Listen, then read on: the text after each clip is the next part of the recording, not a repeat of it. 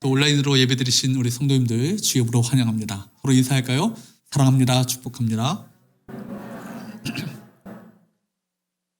우리는 참 성자입니까? 라는 제목을 가지고 하나님의 말씀의 은혜를 함께 나누기 원합니다. 우리가 계속해서 우리 복음서를 읽어가다 보면 주님께는 두 가지 꿈이 있었다는 것을 알 수 있습니다. 첫째는 십자가입니다. 십자가를 지시는 것이 바로 주님의 그 사역의 목표죠. 십자가를 지심으로 우리 인간의 모든 죄를 대신하여서 십자가에 달리심으로 바로 우리가 당해야 될 지옥의 저주, 죄의 심판을 십자가에서 당하셨습니다. 그로 말미암아 우리가 하나님과 원수되었던 우리가 바로 우리가 하나님의 자녀가 되어지는, 하나님의 백성 되어지는 귀한 특권과 은혜를 얻게 된 것이죠. 주께서 바로 그렇기 때문에 십자가로 모든 사역에 다 초점 맞춰줘요. 말씀을 전할 때도 시때때로 십자가에 내가 바로 이제 예루살렘에 올라가서 장로들과 모든 유대 지도자들에게, 종교 지도자들에게 고난을 받고 이 십자가에 달려 죽을 것이다. 이 얘기를 끊임없이 이야기합니다. 갈릴리에서 주로 사역을 하셨지만 최종 목적지는 바로 예루살렘이었습니다. 예루살렘에 올라가셔서 십자가를 지셔야 했기 때문입니다. 그래서 여러분 겟세마네 동산에서도 주께서 기도하시죠. 할 수만 있다면 이 잔을 내게서 옮기시옵소서. 근데 여러분 기도하는 가운데 주님께서는 아버지의 뜻이 그것이라면 제가 그 잔을 마시겠습니다. 그리고 그 이후로는 주께서 흔들림 없이 당당하게 두려움 없이 그 십자가의 길을 걸어가셨습니다. 왜요? 저와 여러분들을 구원하시는 그 은혜를 베푸시기 위해서. 또 하나의 꿈은 바로 교회입니다. 주께서 바로 교회를 세우기 원하셨죠.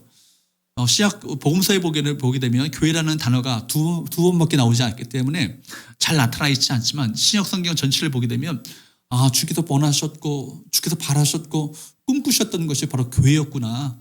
교회를 세우기 원하셨구나. 이것을 알 수 있습니다. 그렇기 때문에 교회를 세우는 것이 예수의 꿈이었습니다. 왜 예수께서 교회를 그렇게 소중하게 생각하셨을까요?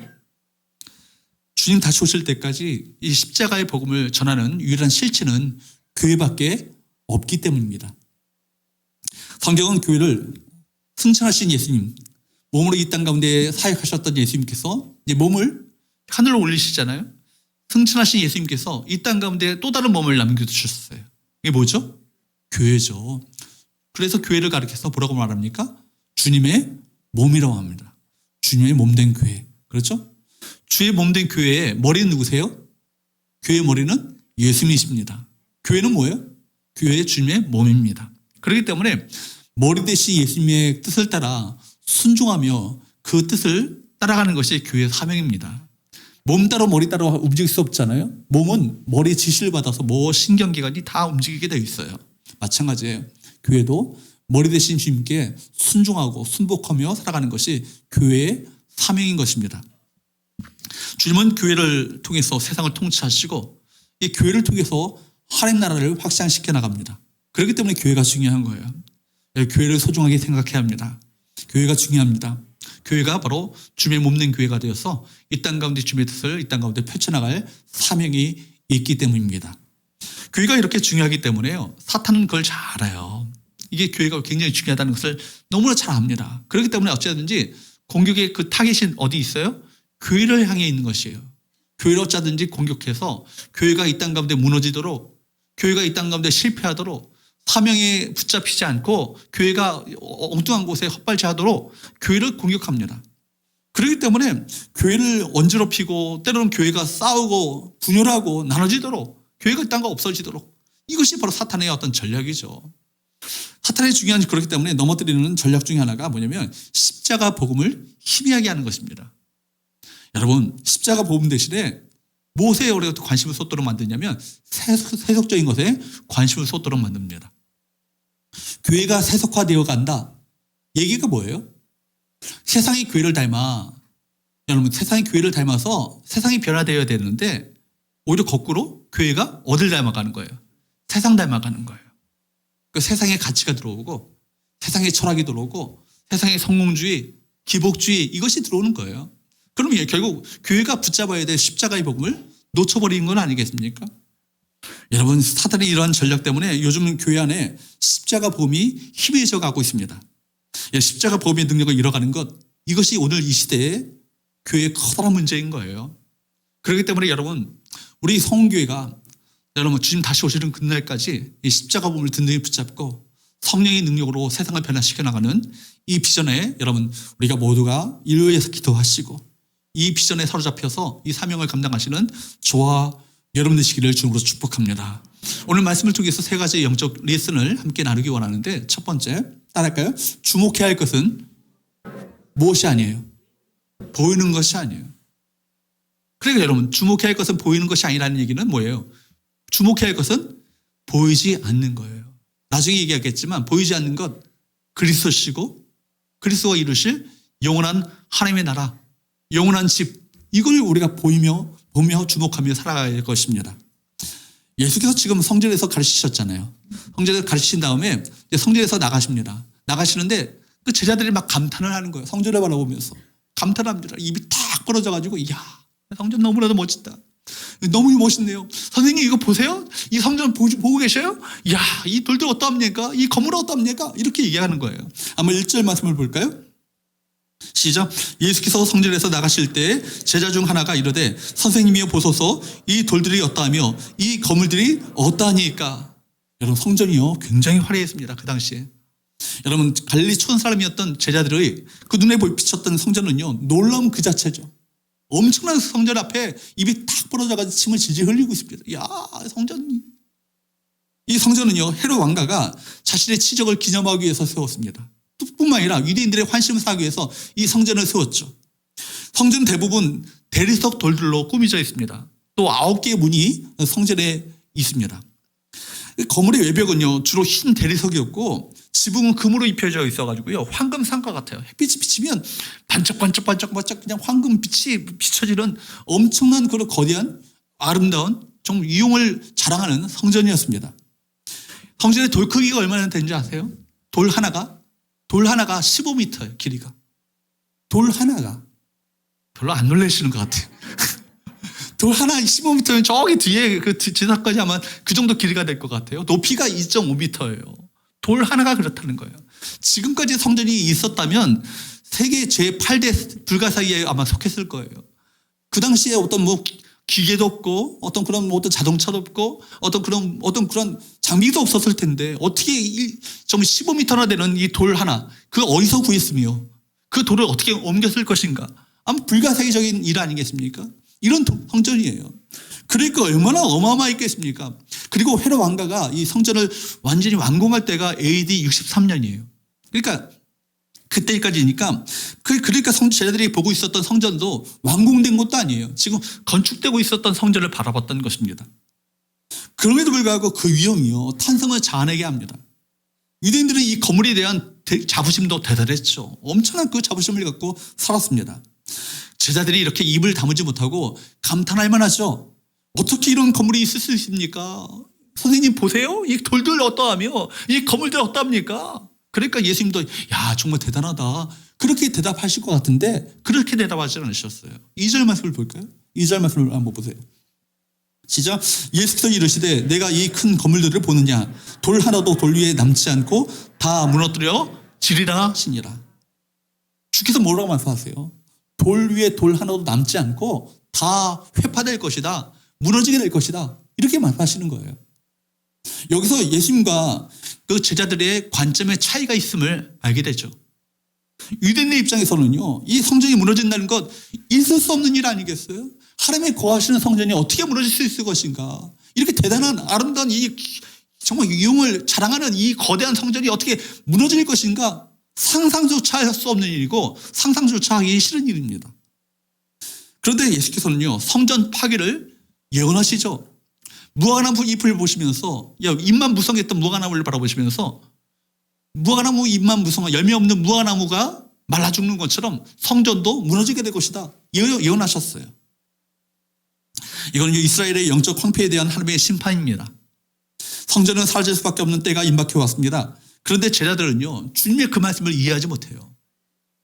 영적인 눈이 열려지지 않았습니다. 그래서 성전의 외적인 화려함에만 마음이 뺏긴 나머지 그 입을 탁 벌리면서 엄청나다 이렇게 경탄을 하고 있었던 것입니다. 제자들은 성전의 화려함에 도취된 나머지 정말 더 위대하고 더 크신 그 주님을 알아보지 못했어요. 보세요. 여러분 마태복음 12장 6절 말씀을 보면 주님께서 뭐라고 말씀하세요? 읽어보도록 할까요? 시작. 내가 너희에게 이르노니 성전보다 더 큰 이가 여기 있느니라. 뭐라고 말씀하세요? 성전보다 더 큰 이가 여기 있다. 누구세요? 우리 예수님이시잖아요. 제자들은요, 성전보다 더 크신 분을 직접 목도하고 같이 대면하고 함께 거하고 함께 생활하고 있음에도 불구하고 그들은 거기에 대한 감탄이 없는 거예요. 감격이 없는 거예요. 오히려 외적인 화려함에만 마음이 빼앗긴 나머지 거기 도취된 나머지 입을 탁 벌리고 있는 것입니다. 여러분 진정한 성전은 누구십니까? 그리스도십니다. 여러분 그리스도는 모퉁이의 머릿돌이 되십니다. 예수께서 말씀하시기를 베드로에게 내가 내 반석 위에 내가 성전을 세우겠다 말씀하셨잖아요. 반석 대신 그리스도 위에 세워진 교회는 무너지지 않습니다. 사랑하는 여러분, 지금 제자들은요 외적인 것에 열광하고 있는 거예요. 잠시 후면 사라지고 말 것에 마음을 다 빼앗기고 있습니다. 분별력이 부족하면 여러분 겉모양에만 많은 에너지를 쏟게 됩니다. 크고 화려한 것에 매료당하고 말죠. 여러분 영원하지 않은 것은요 언젠가는요 다 사라지게 돼 있어요. 우리가 지금 이거 없으면은 절대 못 살 것처럼 보이는 이거예요. 30년 40년 지나면 내가 그걸 왜 그렇게 거기에 아동바동 했는가, 그때가 옵니다. 다 그때가 와요. 겉모양에 속으면 안 되는 것입니다. 여러분 크고 화려하면 좋은 것입니까? 그 세속적인 세계가 아니죠. 세상은 뭐라고 그래요? 최고, 최대, 이거에 여러분 혈안이 되어 있습니다. 이걸 여기로 자랑하기 원하죠. 거기에는 인간의 자만이 들어있습니다. 인간이 쌓아 올린 바벨탑, 이것을 하늘 끝까지 올려서 우리 이름을 온 세상 가운데 드러내자, 이것이 사탄의 어떤 사람들의 세상적인 어떤 그런 가치관 아니겠어요? 세상적인 가치관은요 사탄의 가치관과 꼭 닮아 있습니다. 최고가 되는 것, 최대가 되는 것, 그리고 인간의 어떤 그런 우리가 높아지고 우리 영광을 이 온 세상 가운데 드러내자, 이것이 어떤 세상적인 방식 아니겠어요? 제자들은요 헤롯의 치적을 내서 어떤 거대한 성전에 감탄하고 있습니다. 제자들의 세계관과 가치관이 바뀌지 않은 것이죠.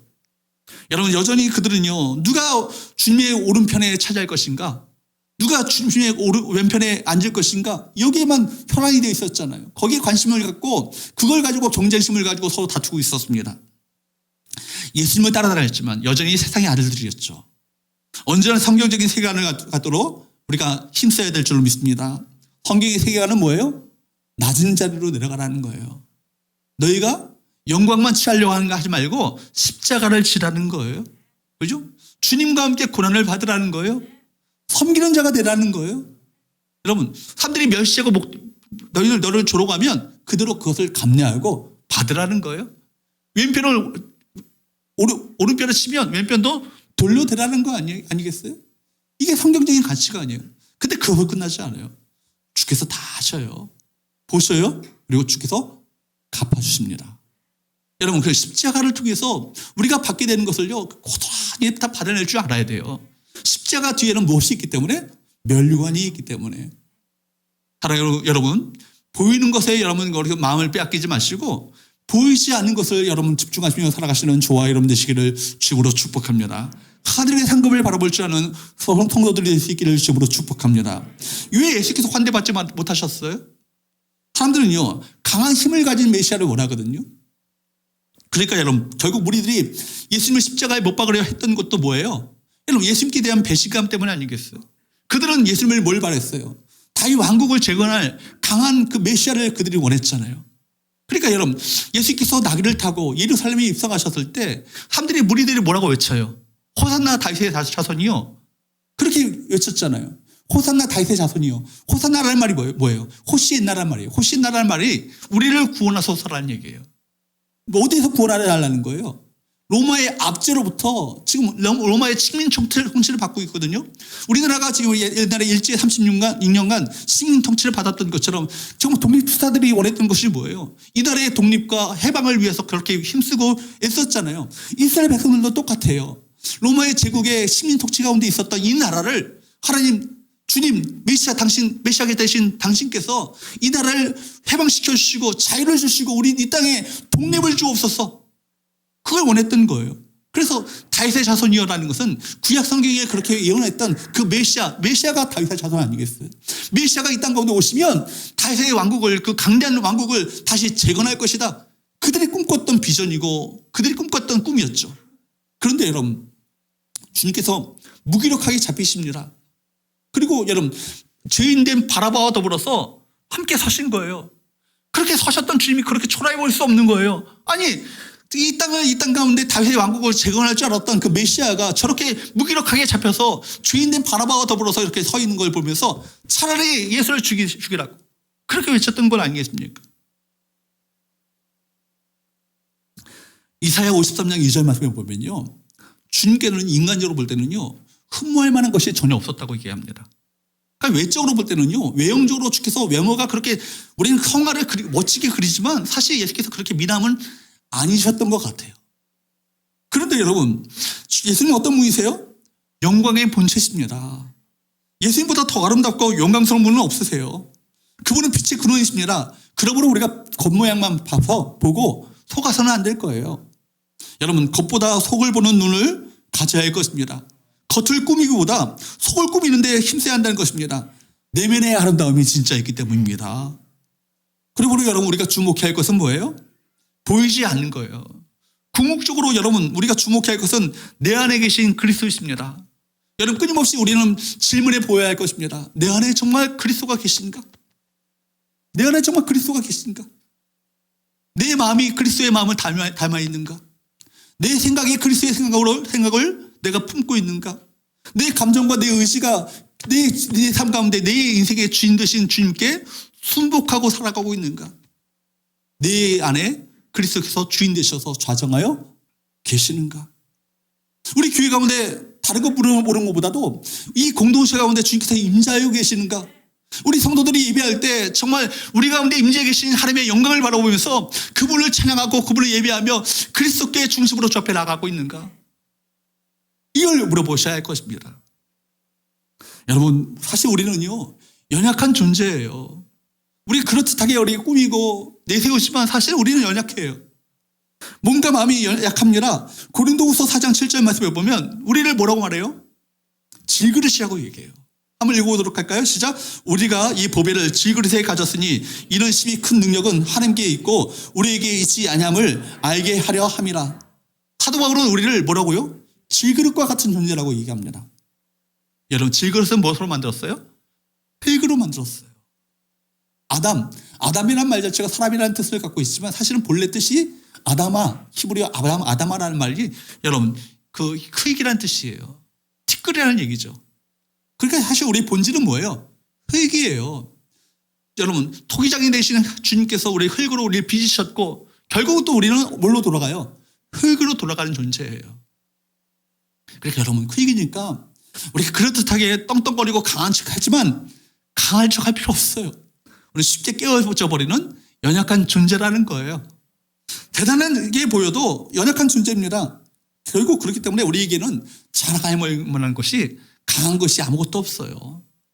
강한 것처럼 우리가 치장하고 꾸며도 결국 우리는 무엇에 불과해요? 질그릇에 불과한 거예요. 근데 여러분, 그릇에 무엇을 담느냐에 따라서 여러분 그 그릇의 가치가 결정됩니다. 그릇에 물을 담으면 이 그릇은 어떤 그릇이 돼요? 물그릇이 되어서 목마름을 해결할 수 있는 그런 물그릇이 됩니다.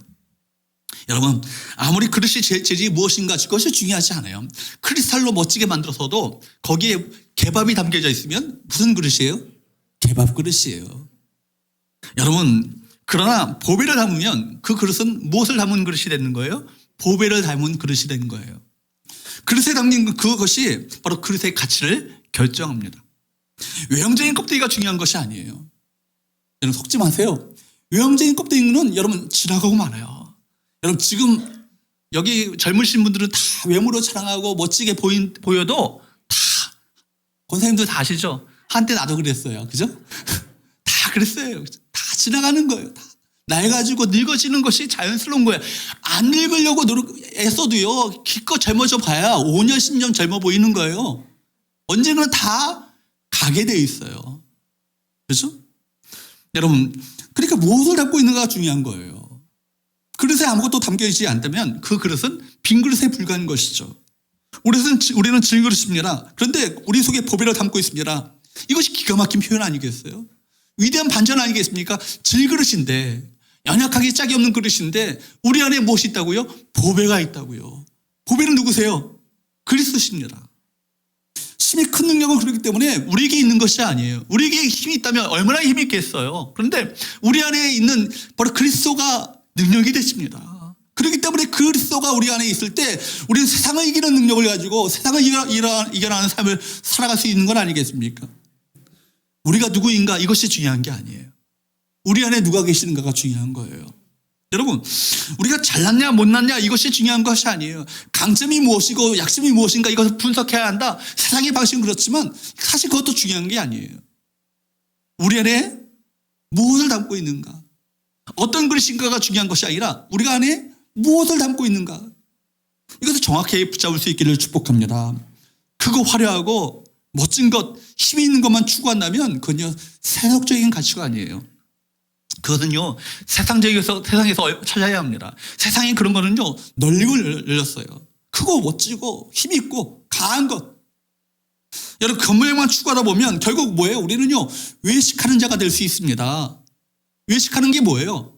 겉만 꾸미는 거예요. 아니 어떻게든지 간에 겉만 꾸미는 거예요. 겉만 그렇듯하고 경건해 보이고 거룩해 보이고 멋져 보이고 이것 꾸미는 것이 외식하는 건 아니겠어요? 외식. 그죠? 외적인 어떤 형식과 어떤 그릇만을 꾸미는 길을 지향한다면 사실은 그것이 본질이 아니잖아요.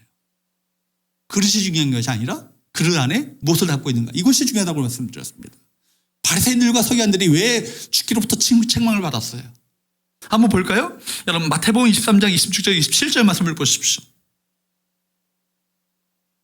시작. 눈먼 바리새인이여 너는 먼저 안을 깨끗이 하라. 그리하면 겉도 깨끗하리라. 화 있을진저 서기관들과 바리새인들이여 회칠한 무덤 같으니 겉으로는 아름답게 보이나 그 안에는 죽은 사람의 뼈와 모든 더러운 것이 가득하도다. 여러분 주께로부터 책망받았던 것이 뭐예요? 지금 눈먼 바리새인이요. 그들이 눈이 멀었어요? 뭐 어떤 눈이 먼 거예요? 영적인 눈이 먼 거예요. 육적인 눈이 먼 것이 아니라 영적인 눈이 머니까 그들의 영적 분별력이 사라져 버렸습니다. 진짜로 중요한 것이 뭔지를 알지 못한 채 살아갔던 것이죠. 그래서 그들을 향해서 뭐라고 말씀하십니까? 회칠한 무덤이라고. 왜 회를 칠해요? 무덤에 회를 왜 칠합니까? 여러분 고인들은 추모하기 위해서 회를 칠하기도 합니다. 그리고 유대인들은요 죽은 시체를 만지면 부정하게 되잖아요. 그러니까 시체를 만지거나 무덤을 만지게 되면 부정하게 되니까 한때 부지하게 지나가다가 여러분 그 마을에 곳곳에 다 무덤이 있었거든요. 무덤을 건드려서 부정하게 될까 봐 회를 칠합니다. 그래서 눈에 띄도록 만들기 위해서 회를 칠합니다. 근데 회를 칠하면요 겉으로 볼 때는요 햇빛이 비치면 반짝반짝한 하얀 그 빛을, 아름다운 빛을 내요. 그런데 그 안에는 뭐가 있는 거예요? 썩어 냄새나는 송장이 그 안에 들어있는 거예요. 여러분 겉과 속이 다른 위선적인 신앙을 책망하신 것이죠. 즉 보이는 외모는 거룩한 복장을 하고 깨끗하게 단정한다 할지라도 보이지 않는 내면은 정말 하나님을 사랑하는 마음이 없어요. 하나님의 중심으로 사랑하는 마음이 없이 겉모양만 어떤 그렇게 꾸미는 형식과 오만이 가득했던 그들의 어떤 모습을 주께서 책망하신 건 아니겠습니까? 정작 계셔야 될 주님의 생명이 그 안에 거하시지 않았던 것이죠. 그러므로 정말 주목해야 할 것은 내 안에 계신 예수 그리스도시고 내가 그리스도 안에 거하고 있는가, 이걸 날마다 질문하시고 확인해 보셔야 합니다. 고린도후서 5장 17절 말씀을 보면 이렇게 말씀하시잖아요. 시작. 그런즉 누구든지 그리스도 안에 있으면 새로운 피조물이라. 이전 것은 지나갔으니 보라 새 것이 되었도다. 누구든지 누구 안에 있으면, 그리스도 안에 있으면 새로운 피조물이 되어서 이제는 새 삶을 살아가야 된다는 얘기예요. 옛 가치관에 붙잡혀서 살아가는 옛 피조물이 아니라 새로운 가치관에 사로잡혀서 새로운 것을 향해서 살아가는 삶을 살아가야 한다는 것을 말씀하고 있는 건 아니겠어요? 이전 것은 지나갔대요. 옛 어떤 세상적인 가치관을 가지고 살았던 어떤 이 삶은 지나갔고 이제는 새로운 피조물이 되어서 주께서 원하시고 기뻐하시는 것이 온전한 뜻이 무엇인지를 분별하며 살아갈 책임이 우리 가운데 있다라는 얘기예요. 그러므로 세상을 불화할 이유가 전혀 없습니다. 세상 속에서 그리스도인들이 때로는 무시당할 수 있어요. 자랑할 만한 것이 전혀 없어도 괜찮습니다. 아무리 가꾸어도 우리 겉사람은요, 낡아지는 장막과 같다고 말씀하시잖아요. 장막이 뭐예요? 텐트예요, 텐트. 텐트 처음에 살 때는 멋지게 보여도 여러분, 낡아지면요, 기워지고 깊고 깊다가 결국 버려지고 마는 것이 텐트 아니겠습니까? 우리 육체가 그렇고요. 이 세상의 삶이 그렇대요. 장막집이 무너지면, 그런데 무너져야 되는 거예요. 우리의 장막집이 무너지면 하늘에 있는 영원한 집이 우리에게 있는 줄 아느니라 말씀하잖아요. 여러분, 이것이 우리가 주목해야 될, 우리가 붙잡고 살아가야 될, 소망을 두고 살아가야 될 그 참된 집 아니겠습니까? 여러분, 일시적으로 지나가 버리는 장막집, 텐트집을 여러분 영원히 추구하지 마시고, 여러분 우리가 바라봐야 될 영원한 집을 꾸며나가시는 저와 여러분 되시기를 주님으로 축복합니다. 그러므로 나이가 들수록 여러분 절망하지 마세요. 험하시잖아요, 고사님들. 그죠? 70, 80 넘어가니까 이제 험해지고, 아, 인생이 내가 이렇게 끝나는구나. 그걸만 생각하면요, 이것처럼 험한 게 없는 거예요. 그죠? 여러분, 옛날에는 왜 이렇게 시간이 안 가? 빨리 어린이 됐으면 좋겠는데, 나중에 50대 몇 킬로요? 50kg. 60대 몇 킬로? 60kg. 70대 몇 킬로? 70kg로 달린대요. 그만큼 인생이 그렇게 빨리 지나가 버린다는 거예요. 그거 생각하면 얼마나 험하겠어요. 그런데 여러분, 성경은 그렇게 말하고 있잖아요. 낡아지지만 이것이 복되다고 얘기합니다. 왜 그래요? 영원한 집이 있는 줄 알기 때문에. 할렐루야. 그렇기 때문에 고린도후서 4장 16절 말씀에 보면 이렇게 말씀해요. 시작. 그러므로 우리가 낙심하지 아니하노니 우리의 겉사람은 낡아지나 우리의 속사람은 날로 새로워지도다. 할렐루야. 여러분, 속사람이 새로워지고 계셔요? 여러분, 이걸 붙잡으셔야 되는 거예요. 내가 정말 날마다 속사람이 새로워지고 있는가? 그리스도와의 친밀한 사귐 가운데 생명의 어떤 관계를 내가 유지하고 있는가? 그로 말미암아 내 속사람이 날마다 새로워지고 있는가? 지난번에 우리 김원태 목사님 부흥에 오셔서 그러시잖아요. 다 아파요. 그러잖아요. 그분이 특유의 경상도 사투리로 다 늙으면 아파요. 아프면 병원 가세요. 병원 가다가 결국 주님 만나면 땡큐죠. 그죠? 결국 우리가 그렇게 가는 거예요. 그죠? 우리가 주님 만나는 것이 이것이 소망이 되어야 되는 거예요. 여러분, 이 땅이 전부라면 얼마나 낙심되겠어요? 이 땅이 전부라면 얼마나 절망되겠어요? 이 땅이 전부의 어떤 전부라면, 이 땅에서 고난받는 것으로 끝이라면 얼마나 우리 마음 가운데 이것이 상신되겠습니까? 근데 이것이 끝이 아니라는 거예요. 그리스도에 있어서 지난 시간에 말씀드렸던 것처럼 나는 부활이요 생명이니 나를 믿는 자는 죽어도 살겠고, 이 소망이 있어야 되는 건 아니겠어요? 영원한 하늘에 있는 영원한 집이 우리에게 있는 줄 우리가 아느니라. 이 안다는 말 자체가 이 확신에 가득한 말이에요. 그렇습니다. 성경은 우리가 다 질그릇과 같은 존재이고요, 장막집과 같이 연약한 존재라고 말하고 있습니다. 세상적으로 자랑할 만한 것도 없고 볼품도 없습니다. 근데 우리가 존재한 이유가 뭐예요? 여러분, 질그릇과 같은 보잘것 없는 우리지만 우리 안에 누가 계신다고요? 그리스도가 계시기 때문입니다. 꾸미지 않아도 내 안에 찬란한 영광을 갖고 계신 바로 그분이 계신다면 그 내면의 아름다움의 그 빛이 우리를 통해서 드러나게 되는 건 아니겠어요? 그리스도 안에서 깨어질수록 더 좋은 거죠. 깨질수록 우리 안에 누구의 빛이 나타나게 됩니까? 그리스도의 빛이 그 깨어진 그 틈 사이로 더 찬란하게 나타나게 되는 거 아니겠어요? 그러므로 눈에 보이는 것을 위해서 살지 마시기 바랍니다. 보이지 않는 것, 영원한 것을 쫓아가시는 우리 성도들 되시기를 지금으로 축복합니다. 그러므로 고린도후서 4장 18절 읽어보도록 할까요? 시작. 우리가 주목하는 것은 보이는 것이 아니요 보이지 않는 것이니 보이는 것은 잠깐이요 보이지 않는 것은 영원함이니라. 사랑하는 여러분, 영원한 것을 붙잡을 수 있기를 축복합니다. 영원한 것을 주목하셔야 되는 거예요. 여러분, 영원한 것은 그리스도시고 그분이 세워나가시는 영원한 하나님 나라 아니겠습니까? 두 번째로 함께 나누기 원하는 두 번째 레슨은 따라할까요? 진정한 성전은 예수 그리스도시다. 사랑하는 여러분, 지금 여기에 주님께서 지금 화려하고 웅장한 헤롯 성전이 파괴될 것을 예고하고 계십니다. 파괴를 말씀하신 이유가 뭐예요? 첫째는 형식과 위선으로 갇힌 이 성전은 더 이상 의미를 잃어버렸기 때문입니다. 무엇보다 그리스도가 오심으로 말미암아 성전의 기능이요 완전히 사라졌습니다. 여러분, 성전의 기능은 뭐예요? 본질은 뭐예요? 하나님의 임재잖아요. 근데 여러분 더 이상 헤롯 성전의 하나님 임재는 떠나버리고 말았어요. 종교적인 기능만 하고 있는 성전에 불과했던 것이죠. 예수께서 그 본질을 잃어버렸던 성전을 향해서 이렇게 선포하셔요. 요한복음 2장 19절 말씀에도 이렇게 말씀하셨습니다. 요한복음 2장 19절 시작. 예수께서 대답하여 이르시되 너희가 이 성전을 헐라 내가 사흘 동안에 일으키리라. 여러분 왜 예수께서 성전을 헐라고 말씀하셨어요? 우리가 이 성경의 메시지를 잘 이해하셔야 합니다. 주님은 눈에 보이는 타락한 성전 대신에 진짜 성전을 세우기 원하셨거든요. 그래서 사흘 동안에 다시 세우겠다. 그 쟤네들이 못 알아먹어요. 이게 무슨 얘기예요? 그래서 또 바리새인들이 얘기합니다. 내가 무슨 사흘 만에 성전을 다시 짓겠다고. 이런 멋진 성전을 이게 수십 년에 걸쳐서 지금 아직도 못 짓고 있는 성전을 네가 무슨 사흘 만에 다시 짓겠다고 얘기하느냐. 그렇게 말합니다. 주님께서 사흘 동안에 다시 세우겠다고 말씀하셨던 성전은 뭐예요? 성전된 자기 육체를 말하는 거예요. 부활을 말씀하신 것이죠. 그렇기 때문에 요한복음 2장 21절 말씀에 보면 이렇게 말씀하십니다. 읽어보도록 할까요? 시작. 그러나 예수는 성전된 자기 육체를 가리켜 말씀하신 것이라. 왜 예수께서 성전이 바로 자기 육체라고 말씀하실까요? 이 말씀의 의미는 어떤 의미입니까? 여기서 중요한 영적 의미가 있죠. 중요한 얘기니까 졸지 마시고 잘 들으시기 바랍니다. 여러분 원래 성전은 어떤 곳이에요?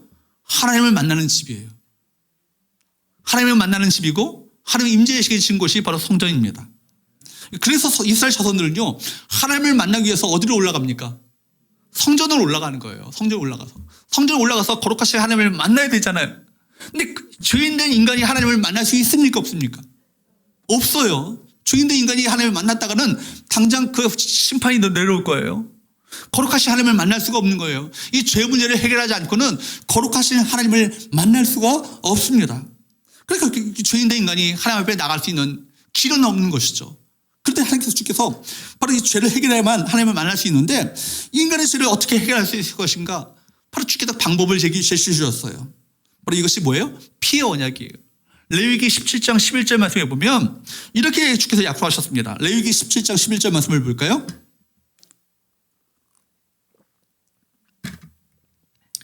육체의 생명은 뭐 있다고요? 피에 있습니다. 육체의 생명은 피에 있다는 얘기는 육체의 생명은 피가 있다는 건 피를 흘려야만 흘리는 것은 죽는다는 의미 아니겠어요? 내가 이 피를 너에게 주어 제단에 뿌려 너희 생명을 위하여 속죄하게 하였나니 생명이 피에 있으므로 피가 죄를 속하느니라. 그러니까 제단에 뿌린다는 얘기는 뭐예요? 내 대신에 짐승이 피를 흘림으로 말미암아 제단에 뿌려질 때 내가 당해야 될 지옥의 저주, 죄의 심판을 누가 대신 나가는 거예요?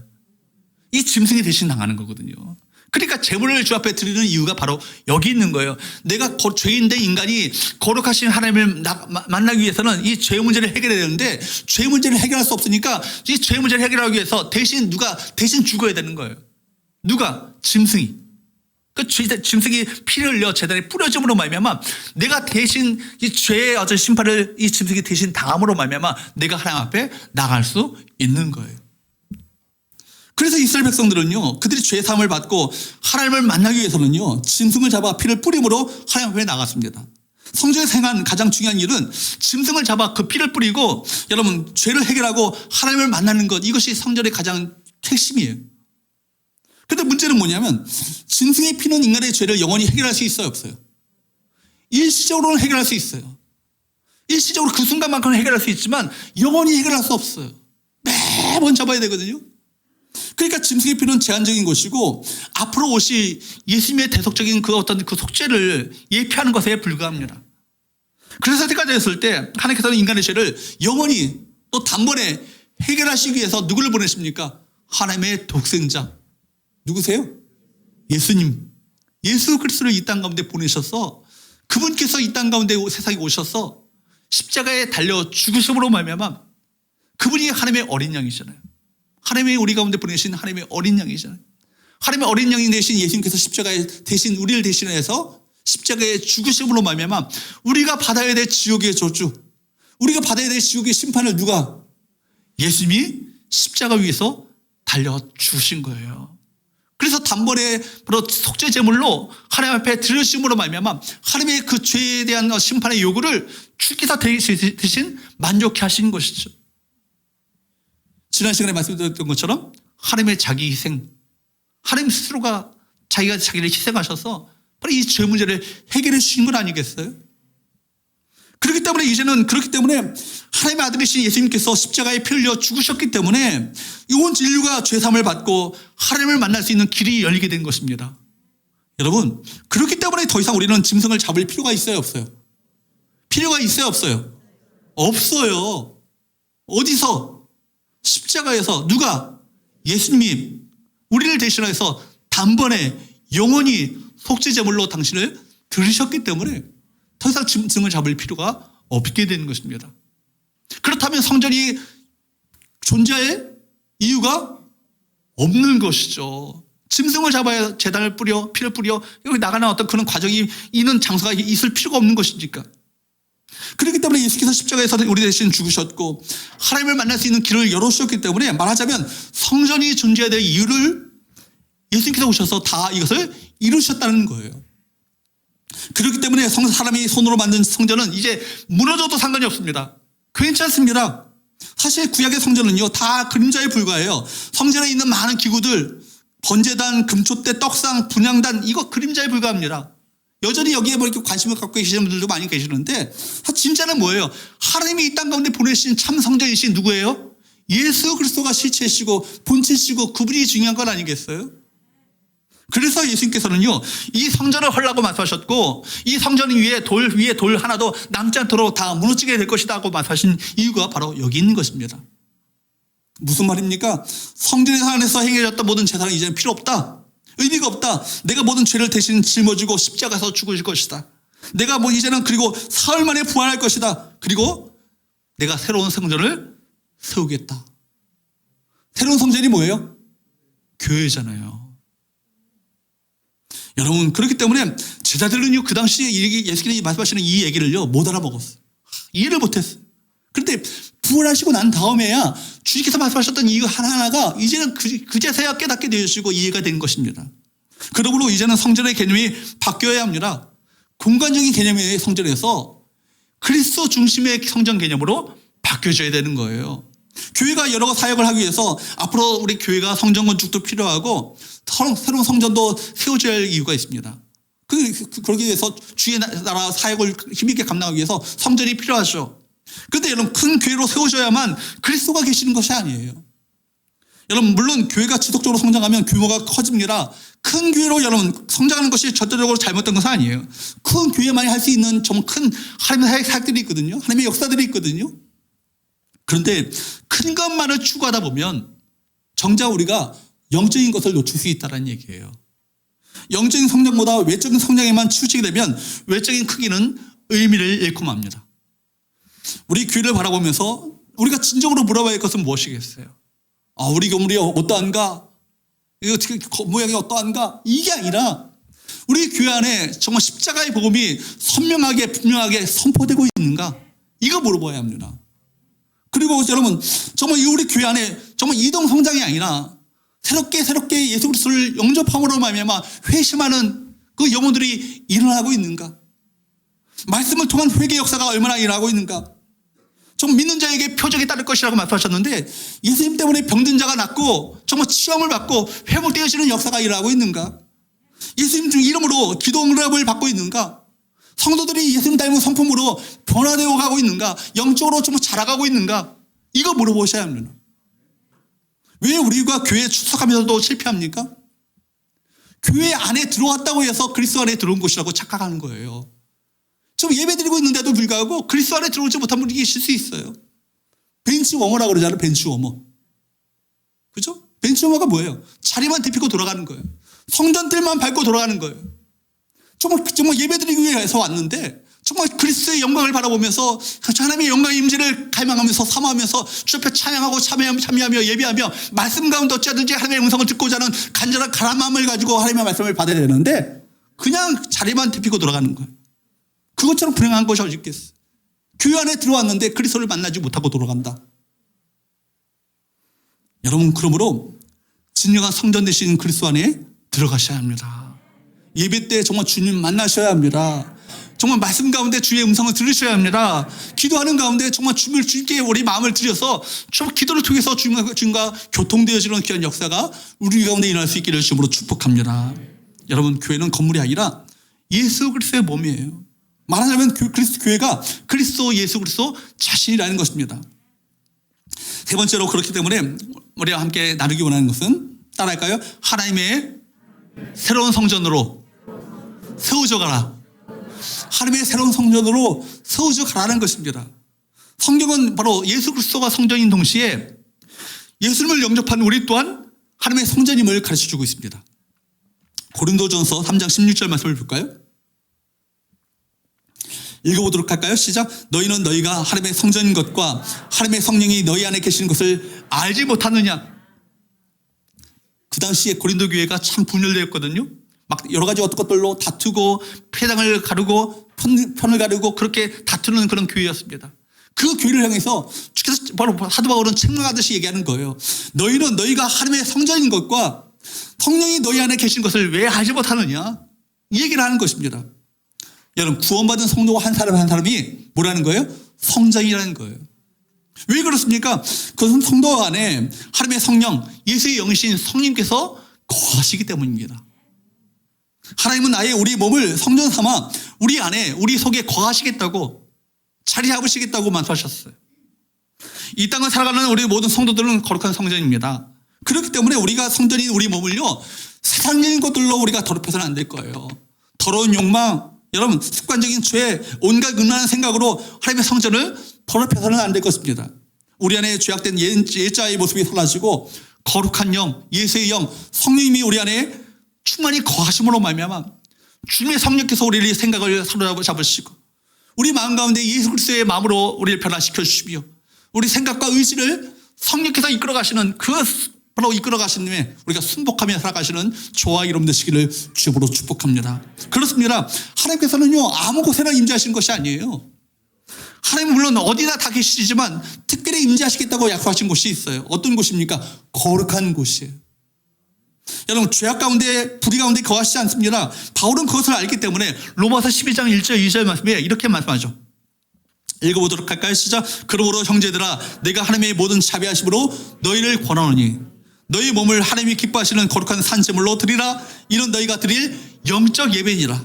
너희는 이 세대를 본받지 말고 오직 마음을 새롭게 함으로 변화를 받아 하나님의 선하시고 기뻐하시고 온전하신 뜻이 무엇인지 분별하도록 하라. 구약의 죽은 제물을 드리는 옛 성전이 아니라 너희 자신을, 너희 몸을, 너희 인생을, 너희 육체를 뭐예요? 하나님 기뻐하시는 거룩한 산 제물로 드리라는 거예요. 주님 더 이상 죽은 제물 필요하지 않으세요? 죽은 제물은 다 십자가상에서 예수께서 다 만족시키셨거든요. 죽은 제물 원하신 것이 아니라 이제는 살아있는 제물들, 너희들 살아있는 너희 자신을 하나님 앞에 드리기를 힘쓰라는 얘기죠. 그걸 위해서 우리가 이 세대를 본받지 말고 하나님의 기뻐하시고 선하시고 기뻐하시고 온전하신 뜻이 날마다 분별하는 것이 필요해요. 하나님의 뜻이 어디 있습니까? 하나님의 뜻은 무엇입니까? 하나님 선하시고 기뻐하시고 온전하신 뜻이 과연 무엇입니까? 이걸 날마다 분별하면서 살아갈 때 우리 몸이 하나님께 기뻐하시는 거룩한 살아있는 제물이 될 수 있고 하나님의 거하시는 임재하시는 성전이 될 수 있다. 이것이 하나님께 받으시는 기뻐 받으시는 영적 예배다. 이렇게 말씀하시는 거예요. 왜 마음을 새롭게 하고 배달을 받아야 합니까? 그렇게 해야 하나님께 거하시기 때문입니다. 그렇게 해야 하나님께서 우리 가운데 임재하시기 때문입니다. 여러분, 나의 집에 임재하시는 조건은 다른 게 아니에요. 거룩이에요, 거룩. 내가 거룩해야 하나님은 나와 함께 하십니다. 내가 정말 나를 거룩하지 않으면 하나님 나의 집에 오시지 않으세요. 그렇기 때문에 여러분, 하나님이 머물 수 있는 집으로 나를 분별하고 성별하며 거룩하게 만들어가는 나의 집을 그렇게 지어져가는 날마다 속사람이 새로워지는 좀 그리스도와 닮아가는 그리스도와 가까워지는 그리스도와 동행하는 우리 발걸음 한 걸음이 믿음의 발걸음이 되어서 주의 그 사명을 따라 살아가는 그 삶이 필요한 것입니다. 여러분, 우리 공동체가 우리 자신뿐만 아니라 우리 공동체가 우리 교회, 우리 성교회가 여러분의 목장이 여러분 전도회가 그리고 여러분의 가정이 이 공동체가 하나님이 거하시는 아름다운 성전이 되기 위해서는 어떻게 해야 될까요? 그렇다면 여러분 서로 연합하고 하나됨이 필요합니다. 하나 되어야 우리 가운데 거하시는 거예요. 여러분, 그렇기 때문에 사도 바울은 에베소서 2장에서 말씀하기를 성령이 하나 되게 하신 것을 힘써 지키라고. 힘써 지키라는 얘기는 목숨 걸고 지켜야 된다는 얘기예요. 성령이 하나 되게 하신 것을 사탄은 어떻게 해요? 사탄은 우리 분열시킵니다. 교회가 소중한 줄 알고 중요한 걸 알기 때문에 사탄은 어찌하든지 분열시키고 다투도록 만들고 싸우게 만들고 서로 생각이 달라지도록 만들고 서로 비난하고 서로를 미워하며 원수관계로 살도록 만들고자 하는 사탄의 전략을 계속 펼치고 있어요. 그때마다 우리가 힘써 지켜야 할 것은 뭐예요? 성령이 하나 되게 하신 것을 힘써 지켜야 합니다. 그래서 사도 바울은 교회를 말씀하면서 이렇게 설명했습니다. 에베소서 2장 20절에서 22절 말씀을 볼까요? 시작. 너희는 사도들과 선자들의 터 위에 세우심을 입은 자라. 그리스도 예수께서 친히 모퉁이 돌이 되셨느니라. 그의 안에서 건물마다 서로 연결하여 주 안에서 성전이 되어가고 너희도 성령 안에서 하나님이 거하실 처소가 되기 위하여 그리스도 예수 안에서 함께 지어져 가느니라. 아멘. 사도 바울이 중요한 교회론을 얘기하면서 중요한 표현을 사용하잖아요. 하나님이 거하실 처소가 되기 위하여. 그러니까 여러분, 우리 교회가 하나님이 거하시는 처소가 되지 않을 수도 있다는 얘기예요. 이 얘기는 교회라는 이름을 걸었는데, 성교회라는 이름을 걸었는데 우리 안에 하나님 거하시지 않는다면 뭐가 되겠어요? 빈 껍데기가 되는 거 아니겠어요? 이 교회가 하나님 거하시는 성전이 되셔야 되잖아요. 하나님 거하시는 임재하는 처소가 되어야 되잖아요. 그러기 위해서 필요한 게 뭐예요? 사랑의 줄로 서로 연결되어지고 연합되어지고 함께 서로 붙들고 함께 나아가는 거예요. 한두 사람은 넘어질 수 있지만 삼겹살은 무너지지 않습니다. 여러분, 그렇기 때문에 여러분, 우리가 사랑으로 연결되어 있어야 하고 서로 봉사하고 섬겨야 하는 것입니다. 서로 잡아 끌어내리고 비난하고 비방하고 허물 두쳐내고 내쳐내고 비방한다면 교회는 하나됨을 이룰 수 없고 몸의 기능을 발휘할 수 없는 것이죠. 서로 연결되어 있어야 되는 거예요. 서로 붙들어줘야 되는 거예요. 서로 세워줘야 되는 거예요. 서로 연합해야 되는 거예요. 우리 마음이 생각이 달라도 서로 생각을 서로 맞추면서 하나 되어가는 것, 이것이 주께서 원하시는 성전됨의 본질 아니겠어요? 미국의 캘리포니아 서해안에 가까이 가면 레드우드 나무라고 있습니다. 여러분 인터넷 찾아보면 레드우드 나무 하는 보면 미국 삼나무라고 하는데, 미국 삼나무. 사람들이 깍지를 끼고 이렇게 둘러서도, 몇 사람이 둘러서도 이게 모자라요. 그 정도로 두기가 어마어마합니다. 나무들이. 그런 나무들이요, 수백 년 동안 풍파가 있고 여러분 자연재해가 있음에도 불구하고 수백 년 동안 그 자리를 지켜왔어요. 다 무너지지 않고 지켜왔어요. 그래서 처음에 사람들이 뿌리가 깊겠지 하면서 그렇게 생각했는데 뿌리가 그렇게 깊지 않았다는 거예요. 어떻게 수백 년 동안 자연재해에도 불구하고 그 나무들이 서로 그렇게 그 자리를 버티고 설 수 있었는가, 그렇게 아름답게 그 아름다운 나무들로 성장할 수 있었는가를 이유를 살펴보니까 그 뿌리들이 서로가 엉키어 있었다는 거예요. 서로 뿌리가 서로를 지탱해주고 있었다는 얘기예요. 그렇기 때문에 그 나무들이 그 자리에서 견고하게 그 울창한 나무들로 숲으로 세워져 있었다는 것입니다. 우리에게 중요한 교훈을 주고 있잖아요. 한 사람 두 사람 목사 장로 권사 다 사탄이 공격해 오면요 다 무너져요. 마음 무너지고 생각이 무너지고 시험에 다 빠집니다. 그러나 그때 그 순간에 내 곁에 누군가가 나를 붙들어주고 그 순간에 내 곁에 누군가 나를 위해서 기대해주고 있고 사랑으로 용납하며 품어주고 함께 감싸주는 그 누군가가 있다면 무너지지 않으시라. 그죠? 지금 우리 성도들 가운데 이렇게 연약함을 얻게 되어서 힘든 고난의 터널을 지나가고 계시는 분이 계셔요. 그때 그 순간에 누군가가 나를 위해서 기대해주는 그 사람이 있다면, 그 공동체가 있다면 얼마든지 그 고난 헤쳐나갈 수 있는 건 아니겠어요? 사랑 여러분, 사랑의 줄로 매여 있어야 합니다. 우리 서로가 서로를 지탱해주는 줄이 되어서 하나가 되어지는 귀한 역사가 우리 가운데 일어날 수 있기를 주님으로 축복합니다. 우리가 서로 사랑으로 연결되고 그리스도께 연결될 때 우리는 견고히 서서 사탄이 결코 우리를 이길 수 없고요, 쓰러뜨릴 수 없는 성전이 되어질 줄로 믿습니다. 여러분, 서로 연합하고 상합하여 오늘 말씀을 보니까 성전으로 지어져 가느니라. 지금 공사 중이잖아요. 언제까지요? 주님 다시 오시는 그날까지 우리가 주님께서 임재하시는 아름다운 성전으로 세워져 갈 우리 책임이, 우리 사명이 우리 모두에게 있다라는 거예요. 그럼 그 하나님의 역사를 함께 감당하는 저와 여러분 되시기를 주으로 축복합니다. 이제 사랑으로 역사하는 믿음을 가지고 서로 사랑으로 용납하고 포용하여 하나로 연합하고 서로 세워지고 연결되어 오심으로 말미암아 하나님의 역사를 함께 감당하는 아름다운 공동체가 될 수 있기를 주으로 축복합니다. 말씀을 맺겠습니다. 보이는 것이 중요한 것이 아니에요. 보이는 것에 여러분 급급하여 살지 않길 바랍니다.